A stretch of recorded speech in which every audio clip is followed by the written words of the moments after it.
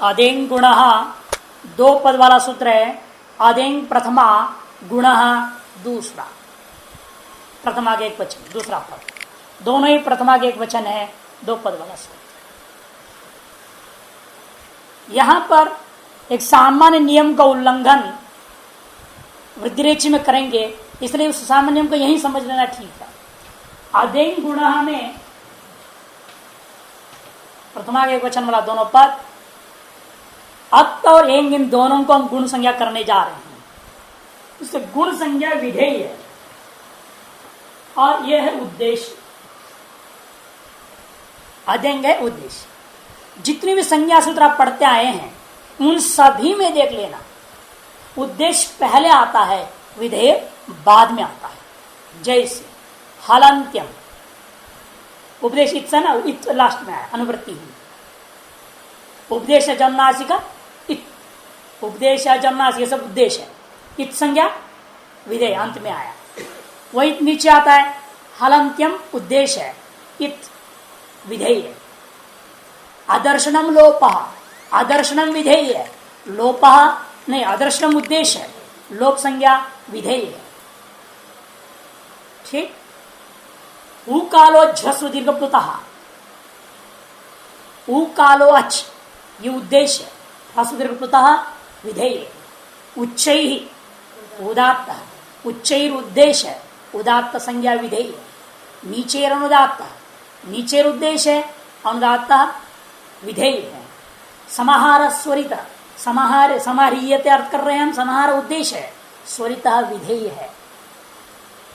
तुल्यास प्रयत्न सवर्ण नहीं, मुखनासिक वचनो अनुनासिक, मुखनासिक वचन उद्देश्य है, अनुनासिक विधेय है। ठीक। तुल्या से प्रयत्न उद्देश्य, सवर्णम विधेय है। परासन्निकर्ष उद्देश्य है, संहिता विधेय है। हलोनंतरा उद्देश्य है, संयोग विधेय है। सुप्तिगंतम उद्देश्य है, पदम विधेय है। अदेंग उद्देश्य गुण विधेय। सभी का संज्ञा सूत्रों में आप सामान्य निरूपण नियम देखेंगे, उद्देश्य वचनम पूर्वम विधेयम ततः परम, ये सामान्य नियम। उद्देश्य वचनम पूर्वम विधेयम ततः परम, ये भाष्य वाक्य महाभाष्य। विधेयम ततः परम, उद्देश्य वचन सदा पूर्व में होगा और विधेय वचन सदा पर में होता है। ये संज्ञा सूत्रों का सामान्य नियम है। इस नियम का उल्लंघन वृद्धिरेचि में करेंगे, क्यों वो वहीं पर बताऊंगा। तो सूत्र भी आने वाला है इसके बाद, तो आगे इस सूत्र का अर्थ करें। अत्यंच गुण संजस्या, अत्यंच गुण संजस्या। अदेंग गुण में टुकड़ा करके अलग अलग समझना है। अत एंग गुण, कुछ लोग इसको तीन पद मानते, इसलिए प्रथमा एक वचन, प्रथमा एक वचन, प्रथमा एक वचन। लेकिन दो पद मानना भी कोई दिक्कत, समास हो सकता है, कोई दिक्कत नहीं। इन दोनों समास करके कर दो। अत च एंग च इत्यादेंग। ठीक। अत में त सुनाई दे रहा है, इसको कहते हैं तपर। इसको क्या कहते हैं? तपर। इसका अर्थ यही आएगा सूत्र तपस्थ काल। हाँ, अगला ही है। हाँ, ठीक। यहाँ अ कहने से उद्देश्य कोटि में है ना, अविधीयमान, विधि कोटि में नहीं है ना, विधेय नहीं है। विधेय कौन है यहाँ? गुण संज्ञा। इसलिए अब ये क्या हो गया? अविधीयमान है, और अविधीयमान अण अपने सवर्णों को ग्रहण कराता है। ये पढ़े थे ना, अनुदित सवर्ण चा प्रत्यय। अविधीयमान अण अपने सवर्णों को ग्रहण करा देगा। अतः ये जो अविधीयमान अ है, ये कितना का बोध कराने लगेगा? 18 का बोध कराएगा। और 18 का सभी का गुण संज्ञा होने लगेगा। सभी का गुण संज्ञा होने लगेगा। वह ना हो उसके लिए एक विशेष सूत्र आ रहा है। क्या है वो? तपरस्तत्कालस्य, तपरस्तत्कालस्य। दो पद है वहां पर भी, तपरः और तत्कालस्य, तपरः प्रथमा का एक वचन है, तत्कालस्य षष्ठी का एक वचन है। यहां तपरा में दो समास, एक तात्परः तपरः और तः परो यस्मा स तपरा, तपरश्च तपरश्च इति एक से समास होकर के एक पद बन गया तपरः। इसको कहते हैं एक शेष समास। एक शेष समास कई जगह जरूरत पड़ता है, बहुत जरूरी चीज है। तपरश्च तपरश्च इति तपरः, एक ही तपर बच गया, समास हो गया, दो पद मिलके एक पद बन गया। अर्थात इस एक पद के अंदर दो पद छिपा है जिनका दो अलग अलग अर्थ है। पहला अर्थ और दूसरा ऊ का नाम एक शेष नहीं, वहां तो आकाशवाणी दीर्घ हो रखा है, समास नहीं है। प्रथमयो पूर्व सवर्ण सूत्र, प्रथमयो वह प्रथमाच द्वितीयाच इति प्रथमयो, द्वितीय शब्द लो एक शेष हो आगे आएगा, विचार वहां करेंगे। स्वयं लिख रहा है देखिए मूल में, तह परो यस्मात् सच, तह परो यस्मात् सच तात्परश्च, पहला इसको ले बाद में इसको ले, कोई भी क्रम रखें। तह परो यस्मात् सच तात्परश्च उच्चार्यमाण, समगाल से उच्चार्यमाणो वर्णो समगाल से ही संज्ञा, समकाल का ही बोध। उच्चार्यमाणो वर्ण समकाल से ही संज्ञा, और स्पष्ट करने के लिए बोल रहा हूं। जैसे वर्तमान स्थल में अ, त और ए, तकार है पर जिससे,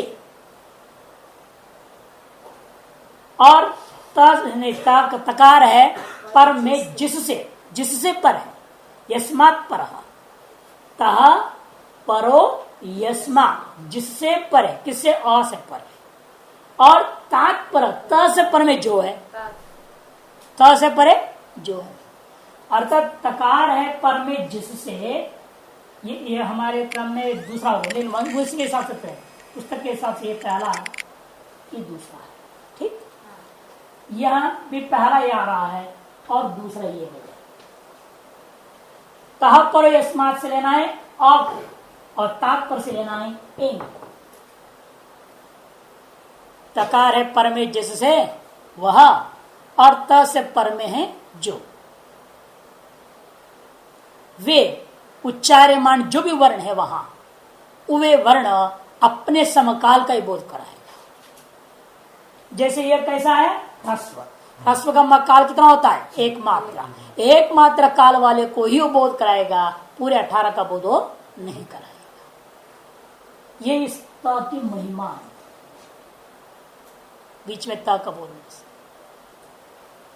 अतएव ह्रस्व छह प्रपंच का ही गुण संज्ञा होगा। कहने का मतलब ह्रस्व जो छह प्रपंच है आपका, उनका ही गुण संज्ञा होता है। दीर्घ छ और प्लुत छ जो आकार है उनका गुण संज्ञा नहीं होगा। छह जो अ है ह्रस्व प्रपंच, उनका ही गुण संज्ञा होगा। और एंग में भी जो उनका 12 है, उनका 6 का दीर्घ, ये और वो मिलाकर के 12 हो जाता ना, ये 6 वो 6 दोनों है दीर्घ जो प्रपंच, इनका ही गुण संज्ञा।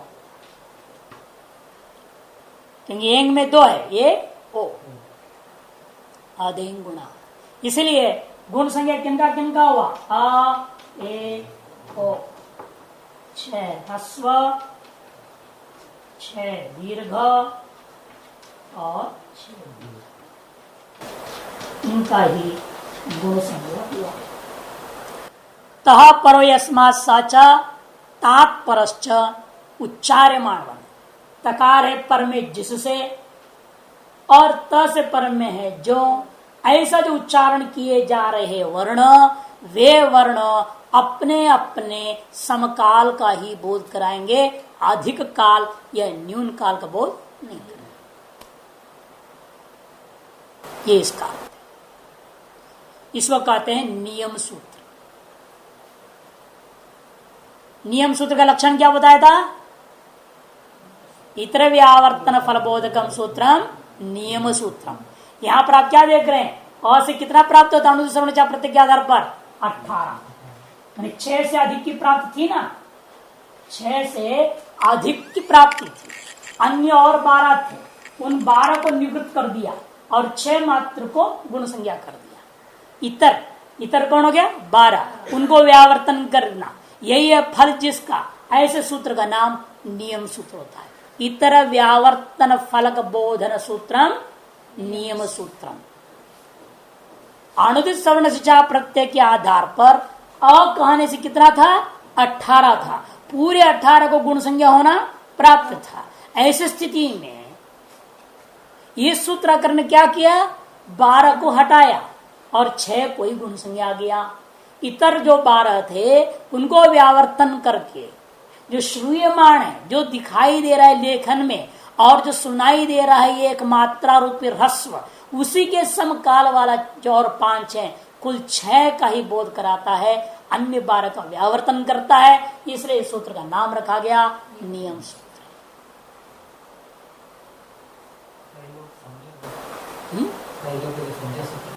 संज्ञा सूत्र है, किसने बोला? तो आदि पहले सूत्र है वो उसमें स्वस्य अनुवृत्ति आ रही, उससे स्वस्य से क्या लेन देन है? अनुवृत्ति से क्या? अनुवृत्ति से कोई सूत्र संज्ञा सूत्र हो जाएगा क्या? अनुवृत्ति तो केवल अर्थ को बनाने के लिए प्रयोग कर रहा हूं, संज्ञा की अनुवृत्ति थोड़ी हुई। संज्ञा की कोई अनुवृत्ति नहीं। नियम सूत्र। अब संज्ञा और नियम की सहायता से जो आपको ज्ञान हुआ, गुण संज्ञा, इनका विधान करेंगे। कहा इस संज्ञा का विधान हो, प्रयोग करेंगे। आद गुण, आद गुण, आद पंचमी का एक वचन, गुण प्रथमा का एक वचन, यह विधि सूत्र है। आद गुण अवर्णाद अचि परे पूर्व पर्यो रेको गुणादेश अवर्णाद अचि परे, अवर्ण से अच का पर में होने से पूर्व और पर के स्थान पर एक नया वर्ण बैठेगा जिसका नाम है गुण।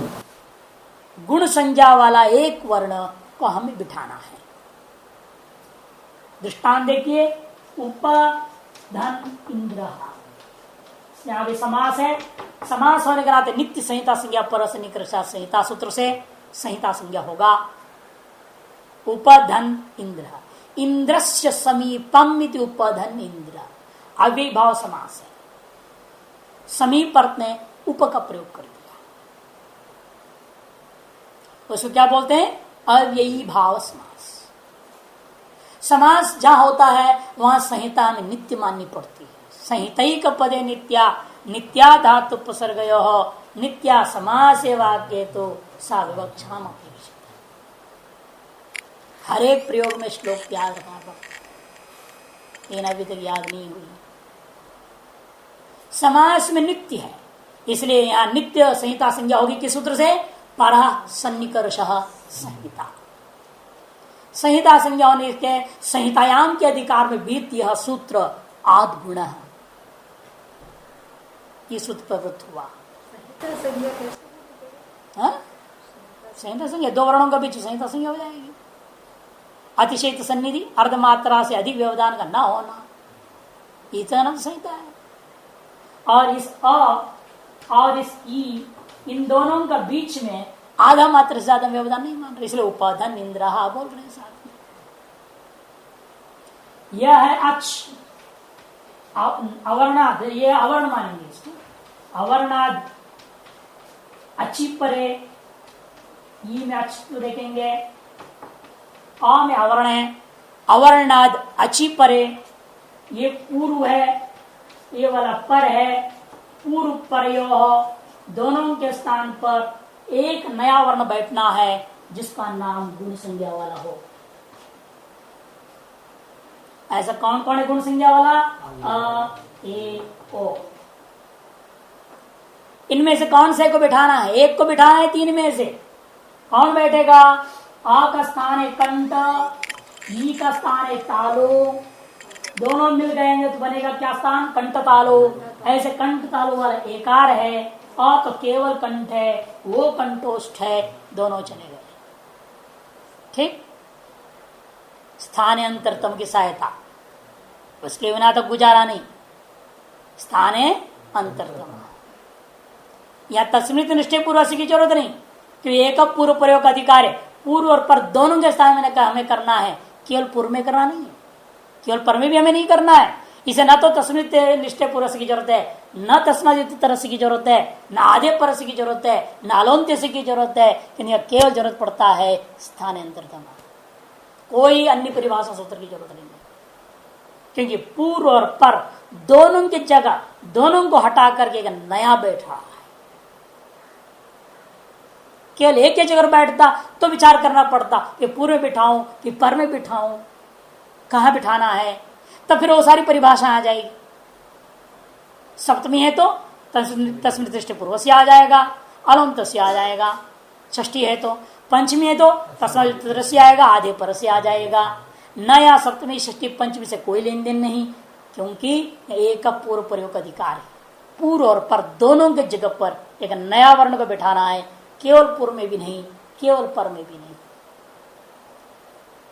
ध्यान में आ रहा है? इसीलिए यहां स्थानांतरित की जरूरत पड़ता है। ये अ का स्थान है कंठ, ई का स्थान है तालो, दोनों के जगह में बिठाना है। दोनों का स्थान कुल मिला के क्या हो गया? कंठ तालो। ऐसे कंठ तालो वाला वर्ण ढूंढो गुणों में कौन सा है, तो वो एकार कंठ तालो है, वो कंठोष्ठ है। अ केवल कंठ है, केवल अ भी नहीं बैठेगा, ओ भी नहीं बैठेगा, एकार बैठ गया। कहां से? गुण संज्ञा अभी आपने क्या नादेंग गुण। अच्छा, उसमें अभी आपने किया गुण संज्ञा वाले को बिठाना है। गुण संज्ञा वाले मेरे पास तीन है, तीन में से तो एक ही तो बैठेंगे। ध्यान में है ना? अभी आपने गुण संज्ञा किया था, किन किन वर्णों का किया गुण संज्ञा? अत्त और एंग का। अत्त और एंग का मतलब अ ए ओ, तीन की आपने गुण संज्ञा की है। और इसने क्या कहा? आ को बिठाओ, ए को बिठाओ, कुछ नहीं बोल रहा है, गुण को बिठाओ बोल दिया। अब गुण संज्ञा वाले को बिठाना है, और गुण संज्ञा वाले मेरे पास तीन है, तीन में से एक ही को तो बिठाओगे, और तीन में से किसको बिठाना है? तो स्थानांतरित स्थान है कंठ तालु, इसे कंठ तालु स्थान वाले को हमने बिठाया। तो क्या हुआ? तब ऐसी स्थिति में और ये दोनों हट गए और दोनों की जगह पर एक एकार आया है। तब यहां क्या हो गया? उपहल हो गया। पा का ओ चला गया और ई भी चला गया, बचेगा वहां इंद्र। ठीक, और यहां का निकल गई, इधर का ई चला गया, दोनों मिलके ये हो गया है। अज्जीनम व्यंजनम परेण संयोज्यम वर्ण सम्मेलन कृते उपेन्द्र की रूपम उपेन्द्र। ठीक, एक और दृष्टान देते देखिए। गंगोदकम षष्ठी तत्पुरुष समास, गंगाया उदकम इति गंगोदकम। यहां पर भी गंगा का आ निकाल लो, वो निकालो। आ है कंठ, वो है ओष्ठ, आ है पूर्व, वो है पर। इन दोनों जगह पर नया वर्ण बिठाना है, वो आएगा गुण संज्ञा वाला। गुण में आपके पास अ ए ओ तीन थे, ये तीनों का नाम क्या है? गुण है। आवर्ण से अच्छ होते, इसको हम क्या कहेंगे? आवर्ण। ठीक, ये है अच्छ। ऊ में देखेंगे अच्युत धर्म, आ में देखेंगे अवर्ण। अवर्ण से अच का पर में रहने से पूर्व और पर के स्थान पर एक गुण संज्ञा वाला वर्ण आदेश करना है। कौन सा वर्ण आदेश होगा? स्थानांतरतम की सहायता लिया आपने। पूर्व वर्ण का स्थान है कंठ, परवर्ण का स्थान है ओष्ठ। पूर्व वर्ण आ का स्थान कंठ है, परवर्ण ऊ का स्थान ओष्ठ है। पूर्व पर उत्तर जो स्थानीय है उन दो स्थानियों का कुल मिला के स्थान हो जाता है कंठोष्ठ। ठीक, ऐसे कंठोष्ठ स्थान वाला कौन है गुण में? आ तो केवल कंठ है, एक केवल कंठ तालु है, वो आपके पास है कंठोष्ठ वाला। इसलिए ओकार बैठेगा यहां पर, न ए बैठ सकता न आ बैठ सकता। ठीक, तो स्थिति क्या हुआ?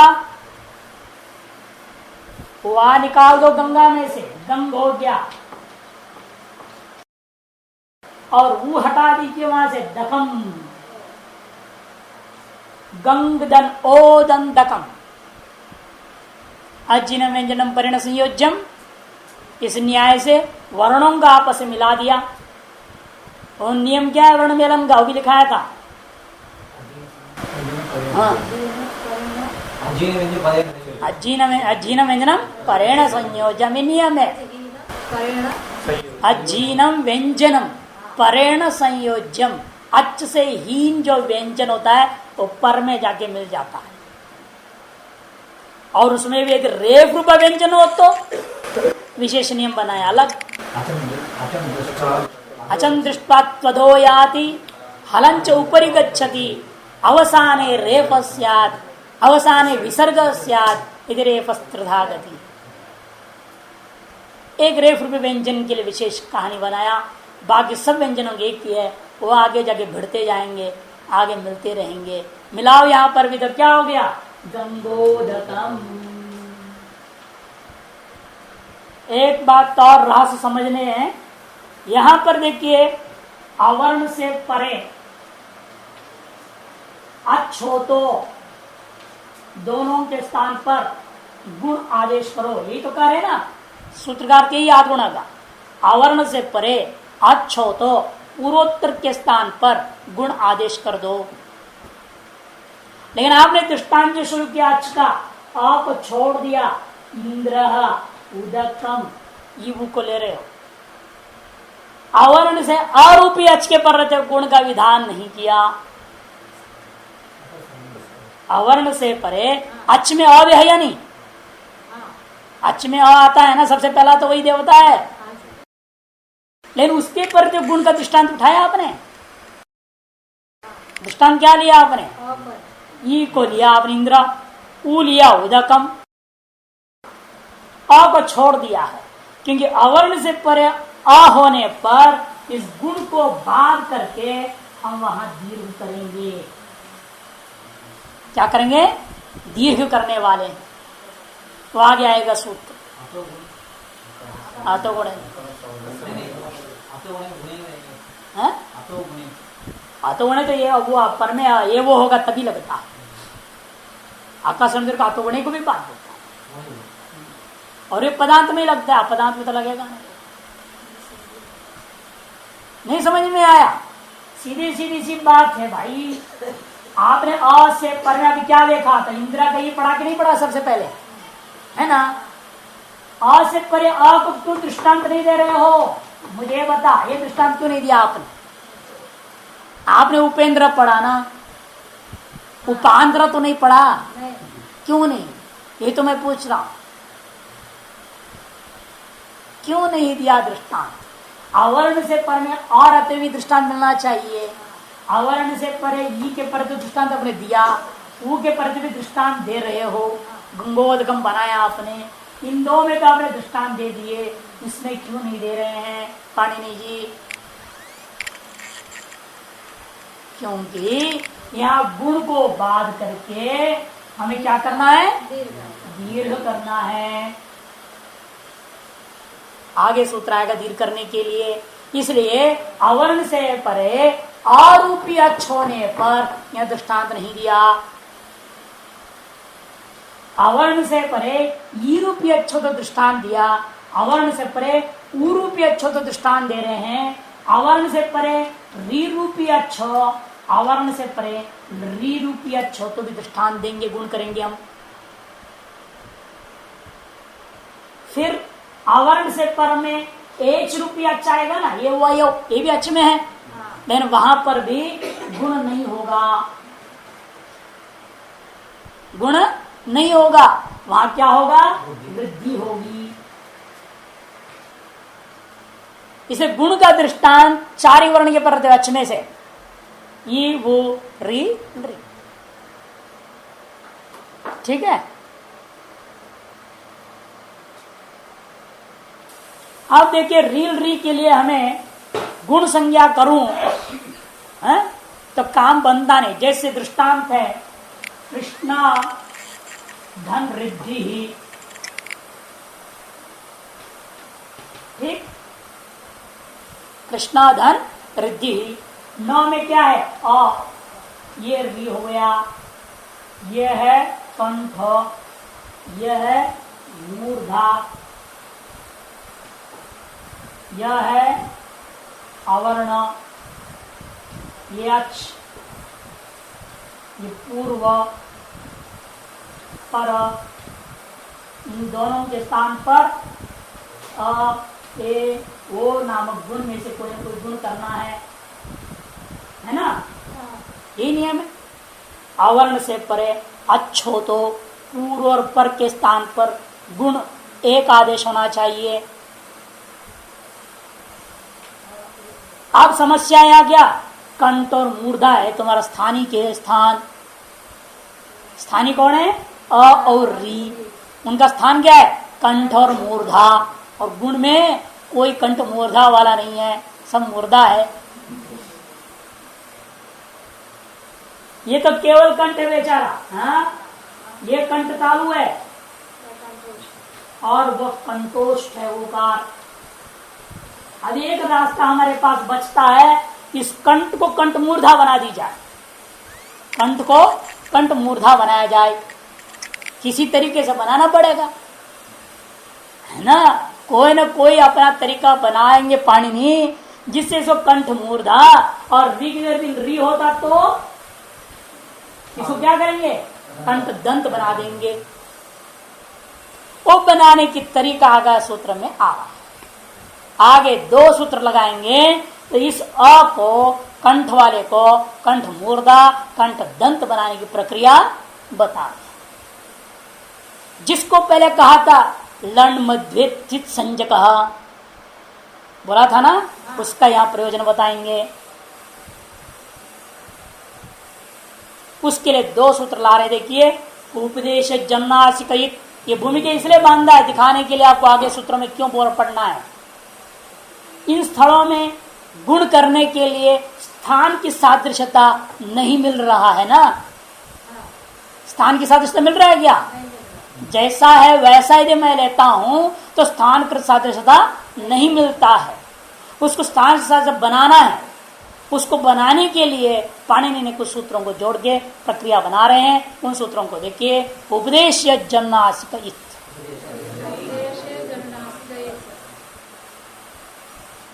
उपदेश सप्तमी एक वचन, अच प्रथमा एक वचन, अनुनासिका प्रथमा एक वचन, इत प्रथमा एक वचन, चार पदों वाला सूत्र। उपदेश अवस्था में उपदेशी अनुनासिको वज इत संजस्या, उपदेश किसको कहते हैं आप जानते हैं, आद्योच्चारण का नाम है। और वे आद्योच्चारण कौन कौन है, धातु सूत्र गणोनादि वाक्यलिंगानुशासनम आगमा प्रत्यादेशा उपदेशा प्रकीर्तिता, ये है ना। उन उपदेश में जो जो अनुनासिक है, अब उन उपदेशों में हमें समझना पड़ेगा अनुनासिक कौन सा है, अननुनासिक कौन सा है। जो अनुनासिक होगा उनका संज्ञा करना है, अनुनासिक को उनकी संज्ञा नहीं करना। जब महाराज इसे पहचानेंगे कैसे, अमुक अनुनासिक है अमुक अननुनासिक है। जैसे देख लो, एक धातु है आपका एध वृद्धौ, एक धातु है, या ये भी अच्छा ना, उपदेश में विद्यमान अच्छा है। भाव में आकार है, ये आकार भी अच्छा है, लेकिन इसको कहेंगे ये अनुनासिक है, ये अनुनासिक नहीं है, अननुनासिक है। इसकी संज्ञा होगा अनुदात थे तो कर लोप हो जाएगा। और ध हल एद धातु हलंत बचेगा। ये धातुओं में एक दृष्टांत दिया है। ध के अ, ध में जो अ है, ध के अनुनासिक होता नहीं, व्यंजन के भी अनुनासिक नहीं होते। हाँ, जो अ, ध नहीं बोलना, ध अनुनासिक नहीं होता, अ अनुनासिक, जो ध में अ है वो अनुनासिक, और ये एक अनुनासिक नहीं है। देख दोनों अच्छे। अरे निर्णय कहाँ से हो, ये अनुनासिक या अमुक अनुनासिक, तो गुरु परंपरा से जानना पड़ेगा, गुरु परंपरा से जानना पड़ेगा। पाणिनि की चेड़ाओं ने जो परंपरा चला रखा है, इस परंपरा से हमें पता चलता है कौन सा अनुनासिक है, कौन सा अनुनासिक नहीं है। प्रतिज्ञा अनुनासिक्या पाणिनीया, अगला पंक्ति लिखा है आपकी पुस्तक में, प्रतिज्ञा अनुनासिक्या पाणिनीया। पाणिनीय शिष्य परंपरा में जो अनुनासिकों की प्रतिज्ञा की गई है, उसके अनुसार ही हमें पहचानना पड़ेगा अमुक अनुनासिक है और अमुक अनुनासिक नहीं है। इसके अलावा कोई चिन्ह नहीं डाला गया है, कहीं ऐसा कोई पहचान के और तरीका नहीं है, अंध परंपरा है इस विषय में। गुरु ने बता दिया चेड़े को यहाँ है अनुनासिक है, तो मान लेना हाँ महाराज अनुनासिक की संज्ञा करना, लोग कर कहेंगे अनुनासिक नहीं है, कहते ठीक है महाराज जैसे ही रह दो, और कोई रास्ता नहीं। और उपदेश में जितने भी है उपदेश, चाहे सूत्र है, ठीक, चाहे आपका, आप देखो उसमें धातु में भी आई है दृष्टांत दिया, धातु का सूत्र आया, गण है, धातु सूत्र गण उणादि लिंगानुशासन, सभी में एक ही नियम है, प्रतिज्ञा अनुनासिक्या पाणिनीया। प्रतिज्ञायते प्रतिज्ञा अनुनासिक से भाव है अनुनासिक्यम, प्रतिज्ञा अनुनासिक्यम ये शांति प्रतिज्ञा अनुनासिका केचते पाणिनीया। प्रतिज्ञा किया गया है अनुनासिक रूपी धर्म के बारे में जिन लोगों के द्वारा, उन लोगों को कहा जाता है प्रतिज्ञा अनुनासिक्या। प्रतिज्ञा किया है अनुनासिक धर्म के बारे में जिन लोगों के द्वारा, उन लोगों का नाम है प्रतिज्ञा अनुनासिक्या। वे कौन है, तो आगे लिख दिया पाणिनीया, मैंने पाणिनि की शिष्य दिया है नीचे टिप्पण में सारा। प्रतिज्ञाएं थे प्रतिज्ञा अनुनासिक से भाव अनुनासिक्यम, प्रतिज्ञा अनुनासिकम ये शांति प्रतिज्ञा अनुनासिक्या पाणिनिना प्रोक्तमिति अधीयते विदंती वाइते पाणिनीया। पाणिनि के द्वारा कहा हुआ को जो पढ़ते हैं, जब कहा हुआ को जो जानते हैं, उन लोगों को कहा जाता है पाणिनीया, अर्थात पाणिनि के शिष्य वर्ग। आप सब बाग है, जो पढ़ने वाले भी ले लेना अधीयते, और जो पढ़ चुके विदंती वा, पढ़ने वाले पढ़ाने वाले, ऐसी जो परंपरा अनादिकाल से पाणिनि के जमाने से जो आज तक आया हुआ है, ये सभी को कहते हैं पाणिनीया। अब आपके एक और गोत्र चढ़ गया, पाणिनीय गोत्र उत्पन्न है आप, तो अनुनासिकत्व के बारे में निर्णय करना पड़ेगा। अब यही निर्णय के बारे में वहां पर प्रतिज्ञा किया गया था, लण मध्य त्वित संजक, लण के मध्य में जो आकार थी ना, लण सूत्र है, ये सूत्र में कितने वर्ण है, ल अ न, उस मध्य में जो अच्छ था, ये जो अच्छा ये अनुनासिक है, ये पाणिनि शिष्य परंपरा की प्रतिज्ञा है। इसे उस प्रतिज्ञा वचन में कहा गया था लण मध्य तो इत संजक। और ऐसा चरण कौन है, ये उपदेश का लण क्या है, महेश्वर को उपदेश है, माहेश्वर सूत्र, उपदेश कालीन सूत्र, उपदेश के अंदर सूत्र आ गया, सूत्र से माहेश्वर सूत्र, पाणिनि सूत्र, सभी सूत्र लेना है, इसलिए सूत्र से माहेश्वर सूत्र। उस सूत्र में जो उपदेश रूपा धातु सूत्र गणवनादि सूत्र है ना, ये लण, इसे सूत्र रूपा उपदेश में विद्यमान अच्छ है। ऐसा अच्छा है, अनुनासिक अच्छा है, इसलिए सब क्या होगा, इत संज्ञा हो जाएगा। इस कित संज्ञा करने का लाभ क्या होगा, आगे कह रहे हैं, लन सूत्रस्थावरणेन सहोच्चार्यमाणो रेफो रलयोः संज्ञा स्यात्। लण सूत्रस्थ आवरण के साथ आपने उच्चारण किसका कर रहे हैं? रे, रेफो। हा या वा रट लण, इस र के साथ इस आ को उच्चारण कर देना है तो र पूरा हो जाएगा। यहां जो आकार तो उच्चारण मात्र के लिए था, असल में व्यंजन हल है ना, केवल र था, र प्लस लण क्या हो, यह जोड़ दिया तो क्या हो गया, पूरी र बन गया। इसी को रेफो, इस प्रत्याहार बन गया ना। अभी अंतित कौन है? अ, अंतिता सहित आधि का उच्चारण हो गया र। अंतित है अ, उसके सहित आधि का उच्चारण हो गया तो र बन गया। और ये क्या करेगा? मध्य गाना। मध्य में कौन है? स्वस्य च। मध्य में कौन है? अकेला ल है। यहां स्व से कौन लेना है? र को। इसे रलयो हो संज्ञा, र और ल दो का बोध कर दिया र प्रत्याहार ने। प्रत्याहार आदरंत से प्रत्याहार बन गया क्योंकि इसकी संज्ञा हो गई। कौन सूत्र से? वर्तमान सूत्र। उपदेश है जो नासगित उपदेश है, सूत्र लण सूत्र उपदेश है, उससे विद्यमान अनुनासिक अच्छा है अ, उसका इत संज्ञा हुआ। इत संज्ञा वाला उस अ के सहित आदि समझ लिया र को, दोनों को मिला के उच्चारण कर दिया तो र प्रत्याहार हुआ। इस र प्रत्याहार के द्वारा मध्यगामी ल और स्वरूप र दोनों का ज्ञान होएगा।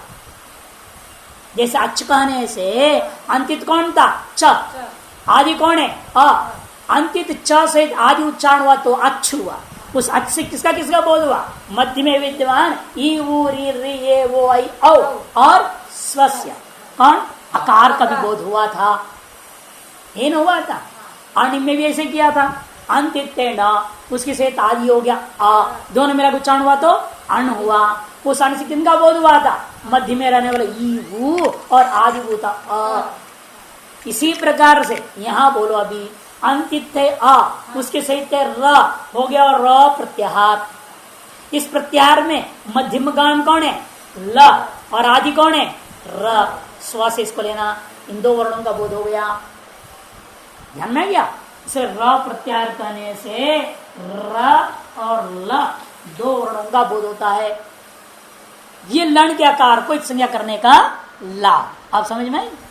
लण सूत्रस्थ आवरणेन कहा था ना, लण सूत्र मध्यस्थ आवरण की संज्ञा होती। बाद में आपने क्या लिखा? तो संज्ञा चला जाता ना, बीच वालों को नहीं लिया जाती तो उनको प्रत्यारे श्विताम न ग्रहणम। जैसे वहां भी क्या हमने इसलिए अच्छ बोला था, अच्छ में क्या था? आई उन कहना न को लिया नहीं लेते हैं, ऐसे ट को भी नहीं लेंगे। यह या वरट कट्टा है। हा या व हम र से प्रत्याहार शुरू कर रहे हैं, इसलिए जान के दिखा है ट। ये कहां से लाए? नहीं तो र पूछोगे ना आप। इसलिए हा या वरट है वो, हा या व रट। हकारादि स्वकार उच्चारणार्थ सब हल है। र हल हो गया, इसमें अ मिल गया, अंतित सहित आदि उच्चारण हो गया तो र पूरी हो गई। इस र पूरा वर्ण के द्वारा बोध कौन है? मध्य में रहने वाला ल और स्वभूता आदि में विद्यमान जो र, तो र और ल दो का बोध हो गया। ठीक, उसी को पुस्तक में पढ़िए। लण सूत्रस्थ अवर्णेन, लण सूत्रस्थ अवर्णेन सह उच्चार्यमाणो आदि उच्चारण हुआ तो क्या हुआ? रेफो। प्रत्याहार बन गया रेफ। उसका अर्थ क्या है? रलयो संज्ञा। और र और ल इन दो का बोध कराता है। ठीक, इसका लाभ र प्रत्याहार बन गया। लण मध्यत्वित संज्ञक जो बोले थे उसको अब यहां आके समझा। लण मध्य में कौन था? अकार। वैसे लण सूत्रस्थ अवर्णेन सहोच्चार्यमाणो रेफो, उसके सहित उच्चार्यमान जो रेफ वर्ण है वह र और ल दोनों का बोध करा देता है। एक र प्रत्याहार बन। र प्रत्याहार का लाभ क्या? अगला सूत्र, इसी से हम अर अल बनाएंगे। गुण और दो का ज्ञान हो गया ना उससे। र तो लिया है वरट से, और ल को लड़का लिया। लनका ले लिया, दोनों रो का दो बोध हो गया, सीधा सीधा। अब देखिए वुरन रपरहा, वुरन रपरहा 3 पद वाला सूत्र है। उहु अण रपरहा, उहु षष्ठी का एक वचन, उहु षष्ठी का एक वचन, आण प्रथमा एक वचन, रपरह प्रथमा एक वचन। यह भी परिभाषा सूत्र है। गुण की व्यवस्था नहीं बन पा रहा था कृष्ण हृदय में, अव्यवस्था हो गया है, व्यवस्था संपादन करने वाले सूत्र का नाम परिभाषा सूत्र। अनियमी नियम कारणी भाषा परिभाषा, कुव्यवस्था श्रेष्ठ संपादकम सूत्रम वायवा परिभाषा। कृष्णोदन वृद्धि आपने देखा था ना, और री उन दोनों गुण आदेश क्या करूं, व्यवस्था नहीं बन पा रहा है, बिगड़ गई व्यवस्था वहां पर गुण की, तो उस बिगड़ी हुई व्यवस्था को सुव्यवस्थित कर रहा है उरंड्र पर, इसलिए यह परिभाषा से दूसरे ने विधान किया है गुण को, और ये उसको रपर कर देगा, बस इतना ही व्यवस्था कर।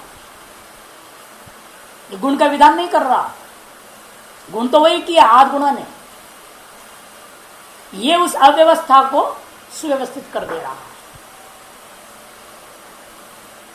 ये वो जो कहां का रूप है, री का रूप है, री वर्ण का रूप है। यदि री वर्ण का रूप चलाओगे तो कैसे चलेगा ये रूप बजाइए। प्रथमा के वचन क्या रूप बनेगा, आ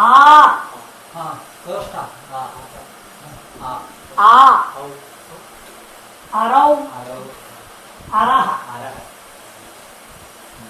आरम आरौ री रा ऋभ्याम ऋभि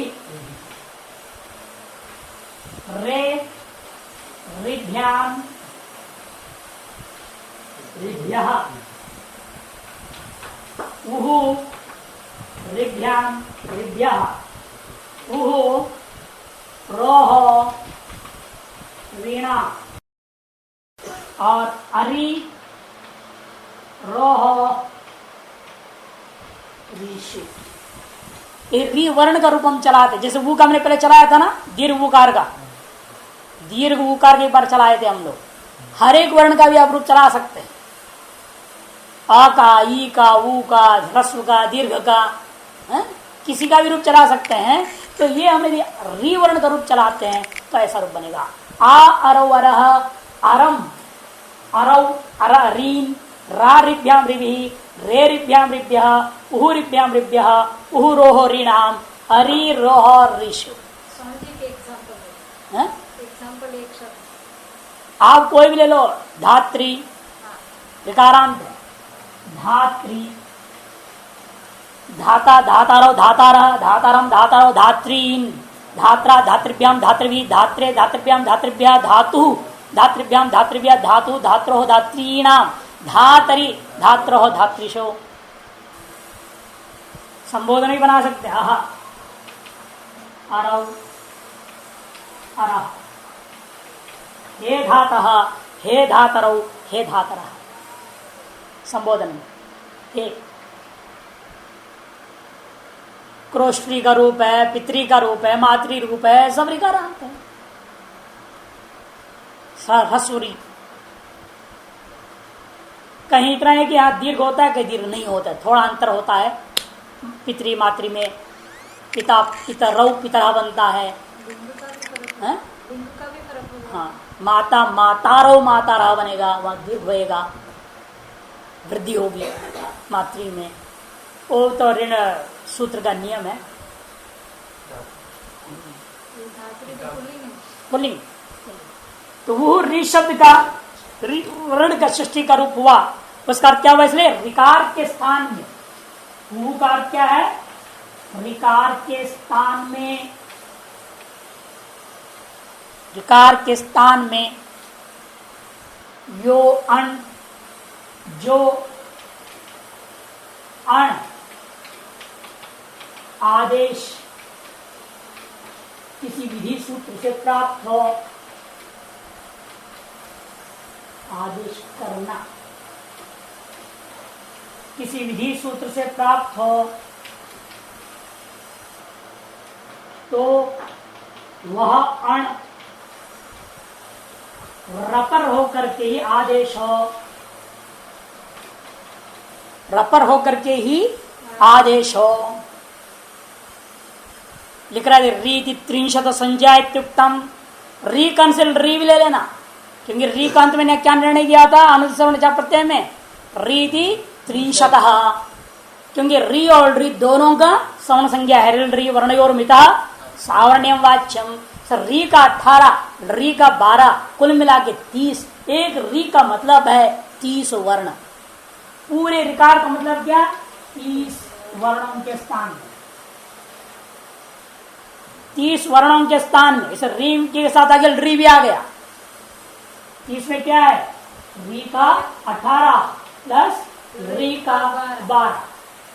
री के 18 के स्थान पर आदेश करना हो या री के 12 के स्थान पर भी यदि जो अण आदेश करना किसी भी विधि सूत्र से प्राप्त हो तो वह अण जो आप आदेश कर रहे हैं रपर हो करके आदेश होना चाहिए। रपर हो के मतलब क्या, रपर हो करके का मतलब आर आर अल आल इर इल ईर ईल वुल उर उल ऊर ऊर, ये सब का दृष्टांत अपनी अलग अलग जगह पर आएगा। ये अण हो गया कि अण का समय से पूर्ण कर लेना ना, अ ई उन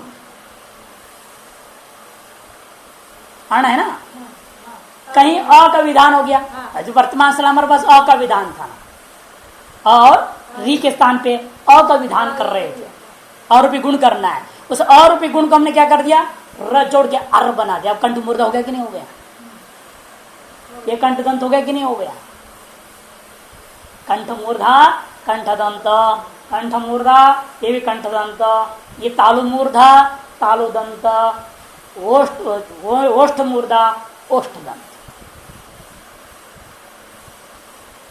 ये सब आपको लघु में अनेक जगहों पर आएगा, बारंबार आएगा। ये तो वर्तमान एक दृष्टांत हम ले रहे कृष्णार्धि तवलकार, दो दृष्टांत, एक री के लिए एक री के लिए, लेकिन इसका दृष्टांत बहुत और आएंगे, दृष्टांतों पर कल विचार होगा। ओम पूर्णमदः पूर्णमिदं पूर्णात् पूर्णमुदच्यते पूर्णस्य पूर्णमादाय पूर्णमेवावशिष्यते। ओम शांति शांति शांति। मिनट आगे बढ़ा दिया, हाँ बोलो, पूछना है, इसको बंद कर दो। इसमें आपने जो रह लिया ना, कैसे इसमें सूचित है? आपने फाइबर के आगे का रह लिया, इसमें रेफो बोल दिया ना यहाँ। अच्छा, नहीं तो रेफो र नहीं ले तो रेफ कहाँ से बनता? अच्छा, आदि वर्ण जो रहेगा वही तो यहाँ आएगा ना प्रत्याहार में। रेफो और ल से माने रेफो का मीनिंग आगे वाला र, रलयो माने दोनों का बोध हो गया उस प्रत्याहार में। अच्छा, लण का ल रलयो माने नहीं नहीं नहीं, ऐसा नहीं, ऐसा नहीं। हाँ, इसलिए मैं पूछा।